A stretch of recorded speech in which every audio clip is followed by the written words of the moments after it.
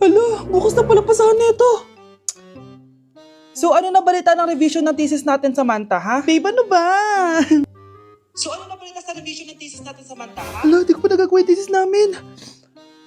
Nagka-emergency kasi. Sus, emergency? Kasama mo lang naman jowa mo. Tanggalin kita sa group dyan eh. Patay, lagot ako neto, babe. Paano niyan tayo? Ay, mga bes, huwag kayong mag-away-away ha. Kumalma kayo. Sabayin niyo muna ako ha. Jopay. Kumusta ka na? Huwag ka nang mawala. Ngayon. Teka, si Scarlett ba yun? Dadalhin kita sa aming bahay. In fairness, ang ganda ng boses mo, be.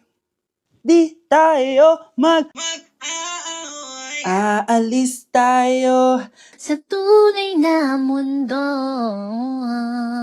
O, diba? Kumalma rin kayo. Ang fun kasi magkanta-kanta dito sa bus. Tapos, nakakaaliw pa yung mga filters. Buti na lang talaga, magaganda yung mga boses natin, mga bay. Truly! Wala pang ginawa sa Scarlett, oh. Ikaw, Scarlett! Nasaan yung RS mo, ha? Ay, sorry. Wala din pala ako.